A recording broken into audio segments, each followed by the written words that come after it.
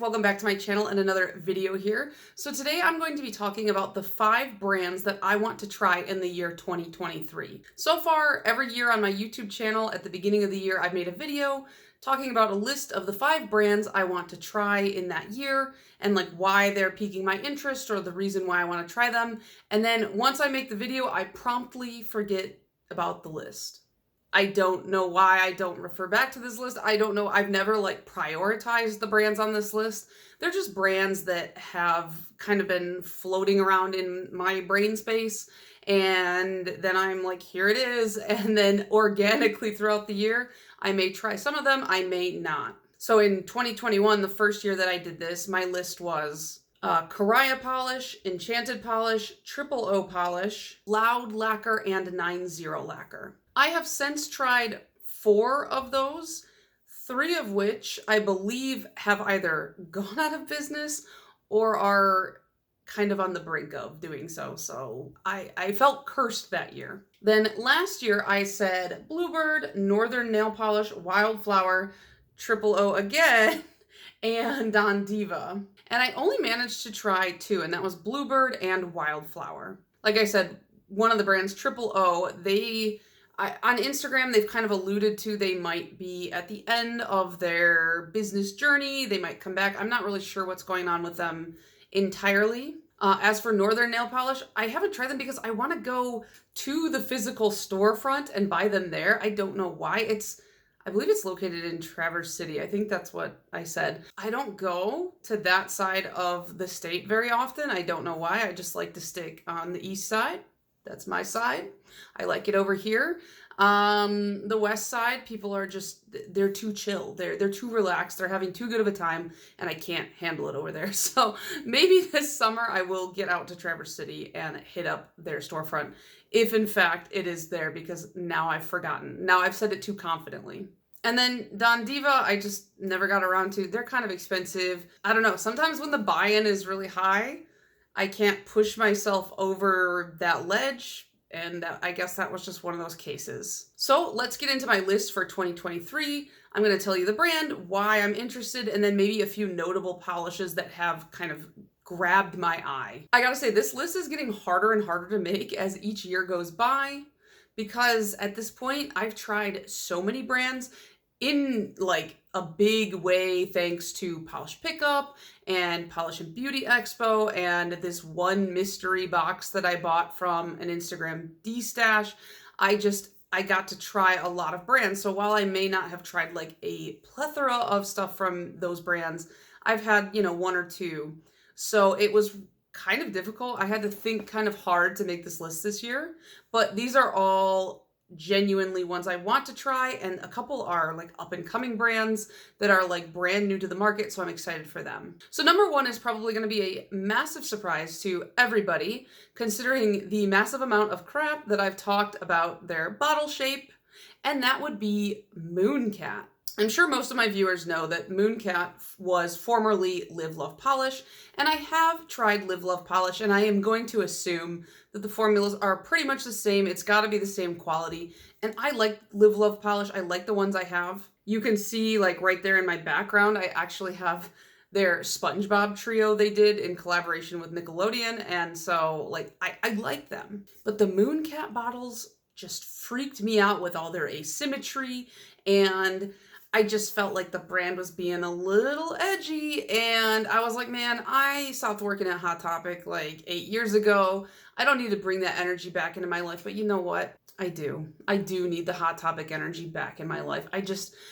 You can take the girl out of Hot Topic, but you can't take the Hot Topic out of the girl, I guess is really what I'm trying to say. And so when they released their big pastel collection, I was kind of intrigued, but I didn't want to tell anybody because I had already been like, no, never. But they looked really pretty, and then I was like, Hillary, you cannot spend that much on a bunch of creams. And so I did not, but it haunts my brain. And then I was at my friend Stephanie's house, who you guys may or may not know is Fanaticure over on Instagram and on Twitch.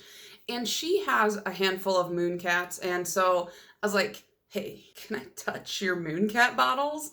And so I was like in her drawers in her like nail polish drawers, not like pants drawers. Okay. I was in her nail polish drawers touching the bottles and I was like, okay, yeah, these feel as weird as I imagined in my brain, but maybe it's tolerable. So I was on her stream and I chose a Mooncat to use and it felt weird. It did because the bottle cap is quite angular, but I can get through anything and I could pretty much learn to like anything through brute force. So I might be able to just suck it up and deal with the bottles. But I don't want to go into it buying like a ton if I really truly am like, I hate these bottles, you know what I mean? So I think what I'm going to do is the next time they have a sale, I might pick up like 2 or 3, depending on if they have like a free shipping threshold or something like that. But the polishes of note for me are obviously that pastel collection that came out. They have this one called A Midsummer's Dream, which is, it's on here. I'm looking at it. It's a pink base with a blue shimmer, which who isn't a sucker for that kind of combo? I love those.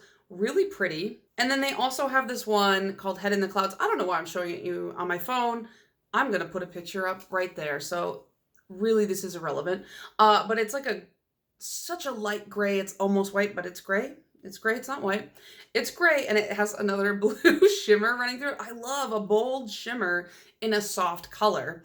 And so those are like, I'd probably get one from the pastel collection to check out their creams. And then those 2 shimmers I just talked about, those are beautiful. Brand number 2 is Plus Life Lacquer, and this is one of those newer brands that I mentioned towards the beginning. As far as I can tell, like checking their Instagram, it looks like they started their brand in August of 2022, and they really they center their brand's theming more around like geeky and like nerdy and video game type pop culture and references. This brand belongs to someone called Sweet Summer Nails over on Instagram, and her sales seem to be primarily through Etsy, which for some reason is a huge hurdle for me in buying cosmetics. I don't know why.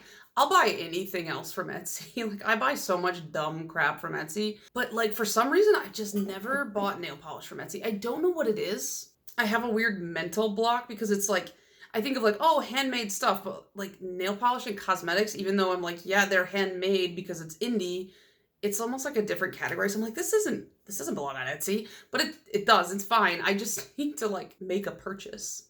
And then that'll rip the Band-Aid off and then I'll be fine. Their first collection was based around Pokemon.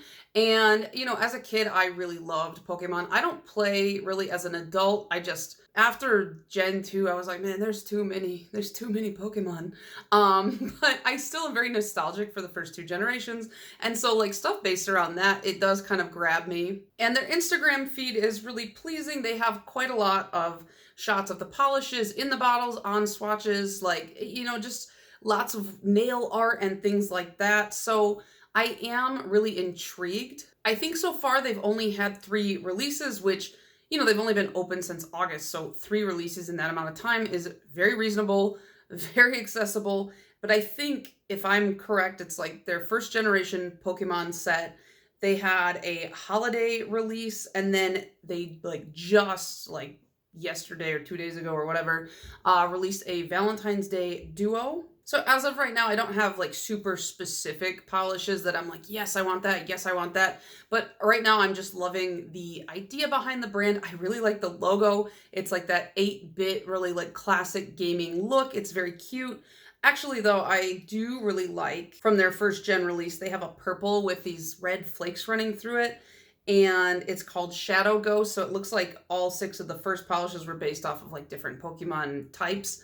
So I thought that was really cute. I am, you know, following them with great interest. I want to see what else they come out with. And I will probably make a purchase some point, probably in the first half of the year. Number 3 is another new brand. And it's a brand so new that you can't even buy it yet. And this is Victorian Varnish. I'm pretty sure they're scheduled like launch or release date is February 1st. I'm looking at their Instagram now, but basically this brand is another one of those like heavily aesthetic based brands like the previous one. It's just like heavily steampunk themed. And when I was younger, I was like, man, steampunk? coolest thing in the world. I just liked all the gears. I thought that it was fun. As I got older, I kind of fell away from it. Actually, Key and Peele did a really funny sketch about like your friend who gets way too heavy into steampunk. That was pretty funny. But it's like one of those things where I appreciate the aesthetic from afar, but I wouldn't really incorporate it in my life. But then I saw this as like just a small little like nail polish brand just starting up, and I was like, actually, that's kind of a fun way to incorporate it. And their like marketing is so on point. I love when brands, you know, they stage their polishes and they have all these little trinkets and things that are kind of enveloped into the theme. I think it looks really nice, and it definitely pulls me in a little bit harder than if you just showed me a bottle shot. For sure, I will admit I am a sucker for that kind of marketing. But it's crazy, like looking at their Instagram, they already have a really like good range of products. They have an acetone additive, which it looks like they've got, yeah, they have 7 different scents, and then an unscented one, which is, you know, that's a lot to start with. And it's called Tincture, and it's in these cute little bottles. They have a cuticle pen, which again, 7 scents and an unscented. They have some water slide decals, but I think that those are like in collaboration with Ribbit Stickets, I think I saw. There were a couple of like tinted base coats, which are nice for nail art or neutralizing, you know, staining on your nails. And then they have a few polishes as well. I think one of them is a thermal. I think they've got a magnetic here. There's, you know, it's not like an overwhelming launch, but they've definitely started with a amazing base. And they're showing like, we're not just going to bring you polish, we're going to bring you accessories as well, polish adjacent type items. And I like that. I really like seeing that. It feels like they have a really solid hold on their vision already, which, you know, great. That's what I want, you know, from a brand, is like, you know, your identity within your brand. And I can kind of see in my head like what to expect. So this is another one that I've got my eye on, and I'm excited to see what they drop in the future. Number 4, I don't think this is a new brand by any means. It's Dew Nail Polish. And I see this one kicking around Instagram from time to time. My friends share them in their stories and things like that. They seem like an insanely affordable brand, and not only that, but they have a pretty good variety of finishes. And like for the price, I really like that. I like when like interesting or fun finishes are not massively inflated over the price of their creams. I know that the ingredients are a little bit more expensive for stuff like that, so I'm not faulting the brands when they do have to do that.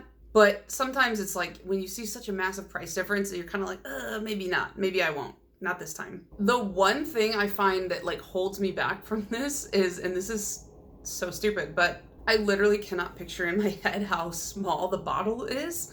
Because, okay, in the pictures on the website, I look at the bottle and it says 10 milliliters, which like I have polishes from brands that are 11 milliliters, but for some reason my brain can't extrapolate down 1 milliliter. So I don't know how tiny these actually are, even though they're like, it's 10 milliliters, Hillary, how could you not know? But I'm like, listen, I'm American and we did not grow up using the metric system, so I just can't picture it. Somebody tell me what that is in ounces, I still wouldn't know. I still would have no clue, to be honest. Volume measurement type stuff, not my thing. No. I just want to know how the bottle's going to fit in my gargantuan hand. That's really all I care about, because even like bottles that are the same amount of milliliters, like they're not the same, you know, depending on the shape of the bottle and the stem of the cap and things like that. I have 11 milliliter bottles, which I'm like, I wouldn't care that it's 11 milliliter because their caps are really tall and they made the bottle like taller and skinnier. So it's easier to, you know, grip in my hands. And then I have 10 or 11 milliliter bottles that are like squatter and like they're wider and shorter. And so it's just harder for me to hold those in any kind of like efficient way. So I guess I just need somebody send me a picture of you holding a Dew nail polish bottle so I can see how it looks in your hand, I guess. You don't have to do that, but that's a weird request. I know that.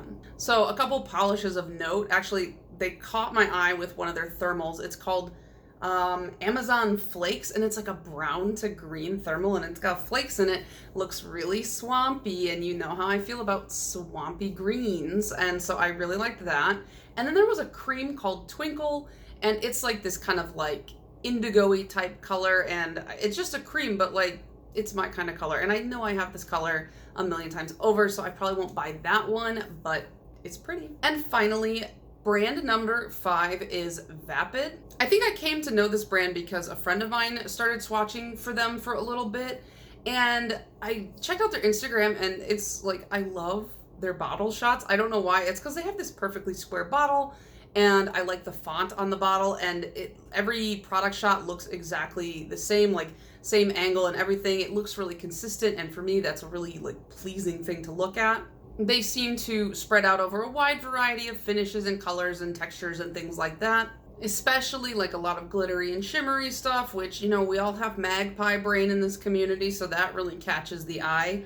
One that really caught my eye though, I'm about to show it to you again, like I'm gonna pop a picture up here. It's called Up to Snow Good.